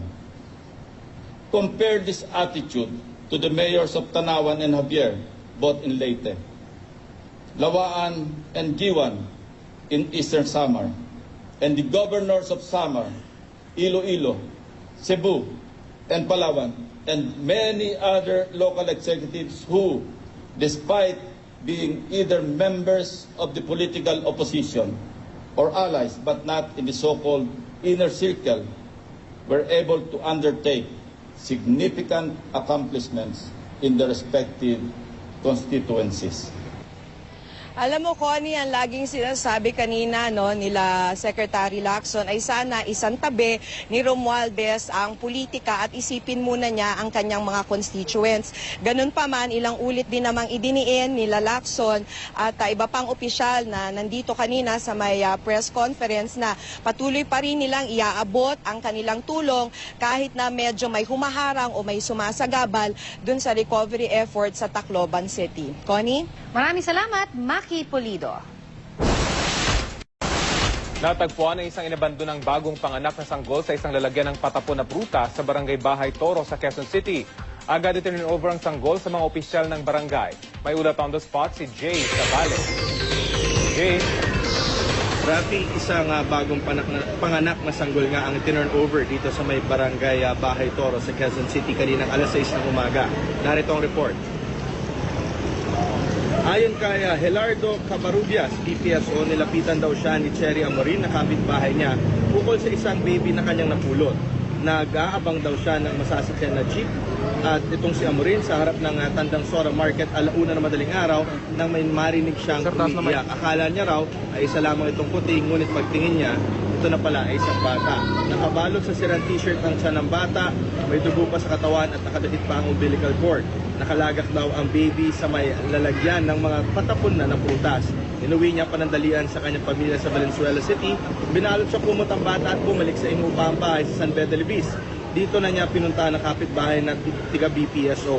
Alas 6 ng umaga nang i-turn over sa barangay hall ng barangay Bahay Toro ang baby. Pinangalanan nila ang 6 pounds na baby boy na Angelo November.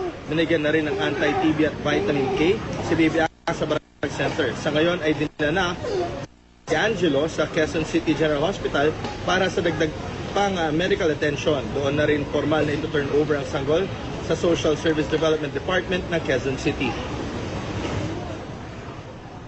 Tandaan daw ganyan, may umiiyak na kala niya pusa. Nakita niya yung bata, di kinuha niya na po yun. Inuwi dahil gabi, wala naman siya matutunoberan. Dahil siyempre gabi na. Nung dumating siya rito sa barangay, nakabalot siya ng kumot, tapos yung pinakabanda sa tiyan niya, sa pusod niya, is may brown na t-shirt.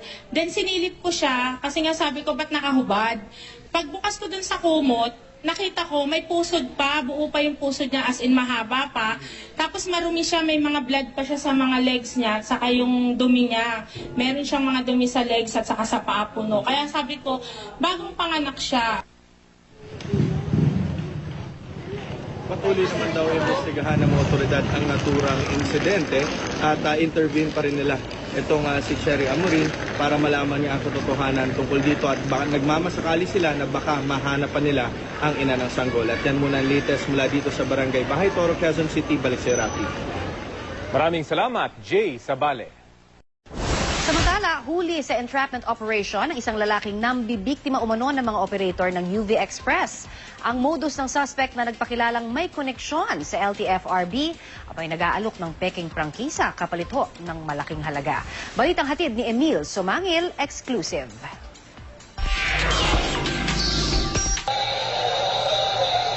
Sa isang fast food chain, nagkasundo magkabilang panig na magbayaran. Ang nakaputing lalaking nasa kanan ng complainant. Kaharap niya ang suspect na naka-orange na t-shirt. Walang 10 minuto, inilabas ng complainant ang marked money, saka iniabot sa kausap. Dito na gumalaw ang mga pulis. Walang kaalam-alam ang suspect na si Jose Rodel Baay Barrera na paliligiran na siya ng undercover police officers. Dinakip ng CIDG si Barrera bunsod ng patong-patong na reklamong inihain ng UV Express operators. Batay sa complaint, nangako si Barrera na mai-issuehan sila ng prangkisa kahit pa suspended ngayon ang pagpapalabas ng LTFRB ng franchise. Pakinala raw ni Barrera, may koneksyon siya sa ahensya. Higit 30,000 lang dapat ang bayad sa prangkisa kung open ang franchise application at daraan sa proseso. Pero ang singil ni Barrera, 180,000 pesos. 70,000 piso raw ang hininging down payment. Ang kalahati ng bayad, ibibigay sa oras na lumabas na ang franchise at yellow plate sa loob ng 3 buwan. Naririnig ko mismo yung demand ng taong kausap nila na pag hindi nila binigay yung karagdagang pera, talagang walang mangyayari dun sa kanilang mga prangkisa. Isa sa mga biktima si Clarito Cairo, halos 30 taong naging chief mate ng isang tanker vessel. Nakapagbayad na raw siya ng 120,000 pesos kay Barrera noon pang Marso. Yung pera na yun, pinaghirapan ko rin yun na makaipon ako. Dahil nga sa retired na ako, hindi na ako pwedeng bumalik sa barko. Kaya naghangad ako na magkaroon ako ng urban at magkaroon din ng legal na prangkisa. Nakausap ng GMA News ang suspect. Lehitimo raw ang transaksyong ito. Yung mga approval na po yan, hindi lang nila mandate doon sa tagal po kasi ng processing. Pero sabi ng CIDG, sa kanilang verification sa LTFRB, lumalabas na hindi nila tauhan si Barrera at wala siyang anumang kaugnayan sa LTFRB. We don't have to deal with fixers. No? Ang kailangan tayo, kung mayroon tayong kailangan dito, katulad nitong prangkisa na to, makipag-usap tayo doon talaga mismo sa mga taong nasa sa loob ng opisina. Emil Subangil, GMA News. Inaasahan ng maglalabas ang desisyon ang Department of Justice sa kaso ng pagpatay kay international racing champion na si Enzo Pastor sa susunod na buwan. Umaasa ho ang pamilya ni Pastor na mapapanagot ang mga nasa likod ng krimen. May ulat on the spot si Lia Manialac del Castillo. Lia? Connie, muling idiniin ng ama ng pinaslang na international racing champion na si Enzo Pastor na ang dapat managot sa pagpatay sa kanyang anak ay ang asawa nitong si Dalia at di umano'y kinakasama na si Sandy de Guzman. Sa kanyang reply affidavit, sinabi ni Tomas Pastor na sa halip na maabsuelto, lalo lang napatunayan na guilty sa pagmamastermind sa pagpatay kay Enzo si de Guzman sa isinumite nitong CCTV ng entrapment operation sa kanya ng mga pulis nitong Agosto. Bagamat hindi raw nakita sa CCTV ang aktual na abutan ng 50,000 pisong bonus sa itinuturong gunman na si PO2 Edgar Angel, pinapatunayan naman daw ng video na totoong nagkita ang dalawa. Nauna nang iginiit ng kampo ni de Guzman na base sa CCTV na set up lang daw ito at itinanggi nitong inabutan niya ng pera si Angel para sa pagpatay kay Enzo. Kinwestiyon din ng kampo ni Pastor ang hindi pagtanggi ni de Guzman sa di umano'y relasyon nila ni Dalia dahil matibay na motibo raw ito para sa krimen. Tumanggi nang magkomento ang kampo ni de Guzman at hindi na rin sila maghahain pa ng sagot. Samantala, umaasa ang kampo ni Pastor na pagbibigyan sila ng Makati RTC na makita muli ang kanilang mga apo. Naghain kasi kamakailan ng petisyon ang mga magulang ni Dalia na pinagbabawalan ang mga pastor na makita ang kanilang mga apo. Duda ng mga magulang ni Enzo, bine-brainwash na ng pamilya ni Dalia ang kanilang mga apo. Posible rin daw na ang mga naiwang ari-arian ni Enzo ang motibo sa likod ng pagigiit ng mga magulang ni Dalia na makuha ang custody at guardianship ng dalawang bata. Tinataya ko ni naaabot sa 20 to 25 million pesos ang halaga ng naiwang car racing business, taxi business, condominium unit at insurance ni Enzo na otomatiko raw mapupunta sa kanyang mga anak o sino mang guardian ng mga ito ang hahawak kung wala na ang kanyang asawa. Sana raw bago man lang magpasko, makita man lang nila ang kanilang mga apo, maging ang mga abo raw ni Enzo na hawak din ni Dalia. Nakakalungkot nga raw na nitong nakalipas na undas ni hindi man lang nakasama ng pamilya Pastor ang labi ni Enzo dahil hawak ni Dalia ang mga abo nito. Submitted for resolution na Connie ang kaso ng pagpatay kay Enzo Pastor at inaasahang sa mga susunod na buwan ay madedesisyonan na ito ng DOJ. Connie? Maraming salamat, Lia Manialac del Castillo. Nangako ang sandatahang lakas na gagawin nilang lahat para tiyakin magiging maayos ang pag-quarantine sa parating na mahigit 100 Pinoy UN peacekeepers mula sa Liberia. May ulot on the spot si Marisol Abdurrahman. Marisol? Rafi, handang-handa na nga ang Armed Forces of the Philippines sa pagsalubong sa 133 UN contingent na galing nga sa Liberia. Kabilang ng harian ang 108 na sundalo. Pero alam mo, Rafi, taliwas nga sa nakagawian nating Heroes Welcome para sa ating mga bayaning sundalo. Agad silang idediretso sa Caballo Island sa Naik, Cavite. Doon nga sila magsasabsa sa ilalim sa 21 days quarantine paglapag nila mula sa base of San Villamor Air Base ngayong Wednesday. Sa isang ang ito na tinawag na Caballo Island sa Naik, Cavite, dediretso at mananatili ng 21 araw ang 133 na UN peacekeepers mula sa Liberia. Kabilang ng rito 108 na sundalo, 24 na pulis at isang miyembro ng BJMP. Isa sa ilalim kasi sila sa 21 araw na quarantine para matiyak na ligtas sila sa nakamamatay na Ebola. Pero paglilinaw ng AFP, kabilang ang mga peacekeepers sa no-risk category ng Ebola infection at nagnegatibo na sila sa ginawang Ebola screening test ng mga doktor ng United Nations Mission in Liberia. Pero isa sa ilalim pa rin sila sa quarantine bilang tugon sa kampanya ng gobyerno na manatiling Ebola virus disease-free ang bansa. Nakausap na raw ng AFP ang kanilang mga pamilya. Gagawin naman daw ng AFP ang lahat para maging maayos ang pananatili ng mga peacekeeper. May mga recreational facility doon, may signal ng telepono, meron pang libreng wifi at iba pa. May sistema rin ng paghahatid-rapi ng mga supply gaya na lamang ng mga pagkain para matiyak na ligtas ang lahat. Para sa kaalaman ng lahat, Rafi, ito ay nananatiling Naval Base Station ng ng AFP. May mga do's and don'ts din daw na susundin ang mga nasabing contingent kapag nandoon na sila sa isla. Clinical assessment was strictly required for peacekeepers who are due for repatriation. To the family members of our gallant peacekeepers, I'd like to ask your patience for extending the absence of your loved ones. We have done everything to make their stay in the island paradise of Caballo a pleasant and memorable one. Rafi, alam mo, bagamat handang-handa na mamayang hapon muling lilipad doon ang AFP sa pangunguna ng ngayon ni General Katapang at ng DOH para sa kanilang final inspection bago nga formally dumating itong ating mga contingents sa Miyerkules. Rafi? Maraming salamat, Marisol Abdurrahman. Samantala, dahil po sa kahirapan matapos humagupit ang bagyong Yolanda, maraming kabataan ang napipilitan ng magtrabaho para matustusan ang kanilang mga pangangailangan. Ang ilan po sa kanila, isinasakripisyo na maging ang kanilang edukasyon. Balitang hatid ni Micaela Papa.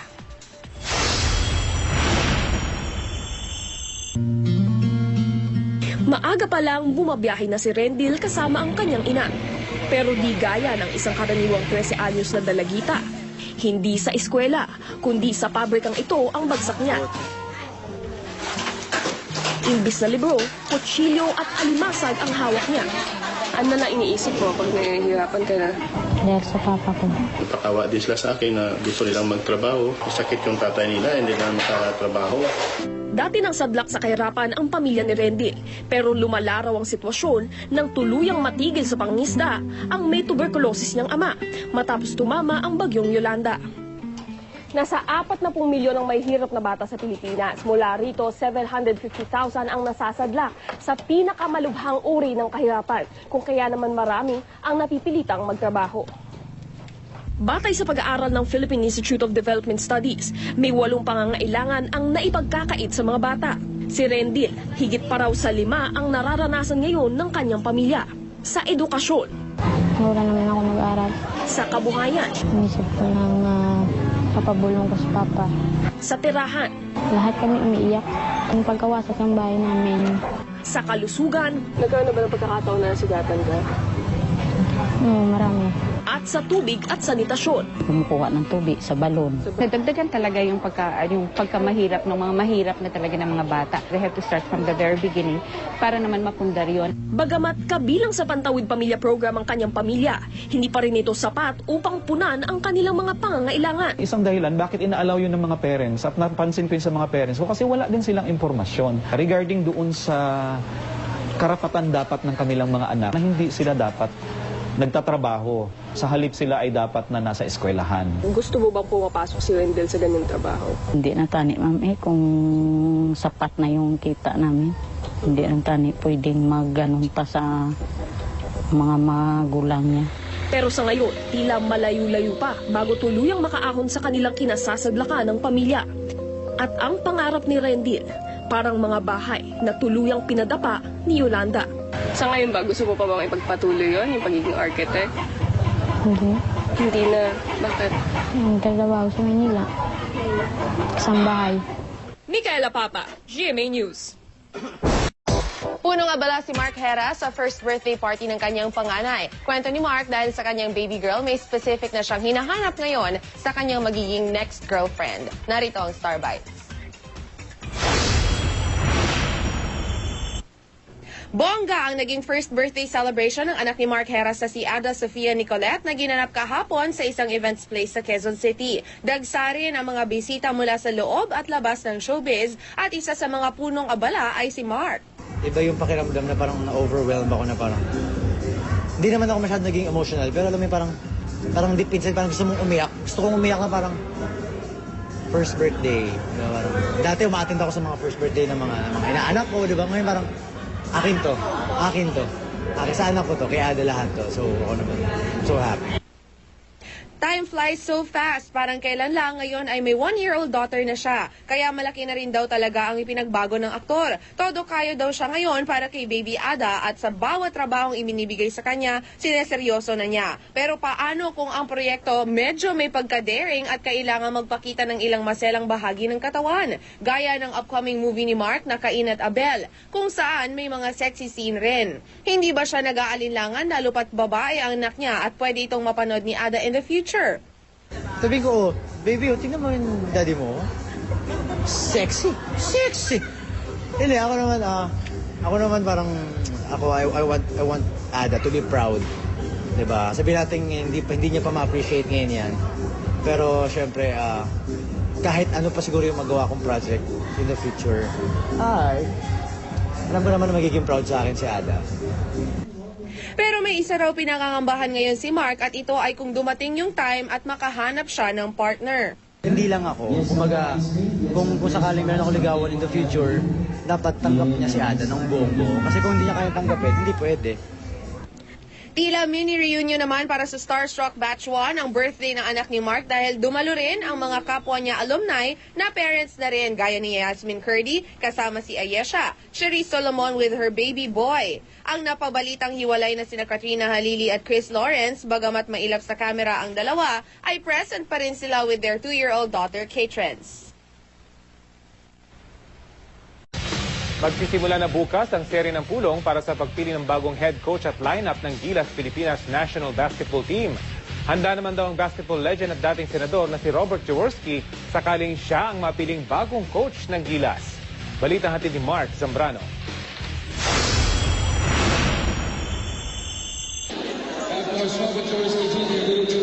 Ipinarating ni dating senador at batikang coach na si Robert Jaworski na bukas siya sa pagko-coach sa Gilas Pilipinas National Basketball Team sakaling siya'y alukin.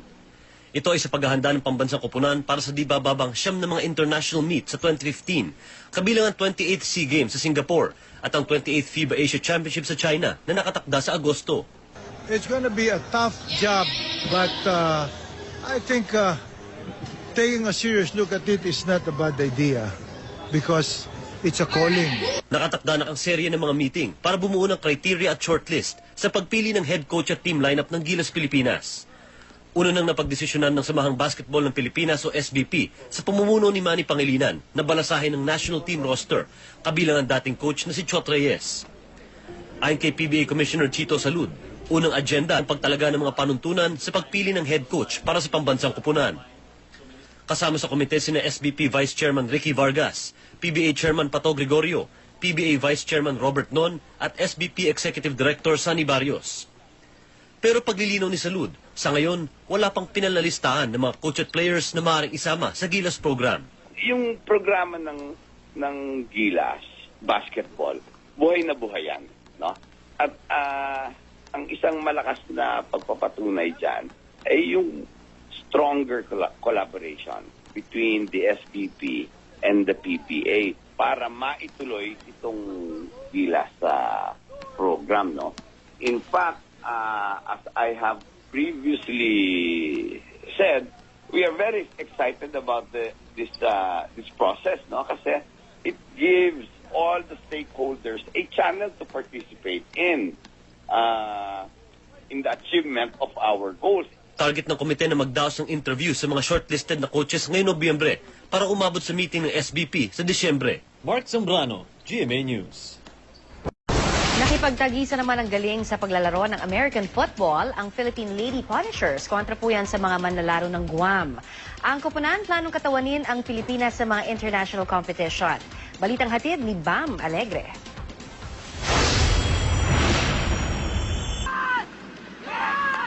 Pisikal na palakasan ng American football ang magkatunggaling koponan. Pipigilan ng isa't isang maitawid ang bola sa end zone sa pamamagitan ng mga tackle na masakit sa katawan.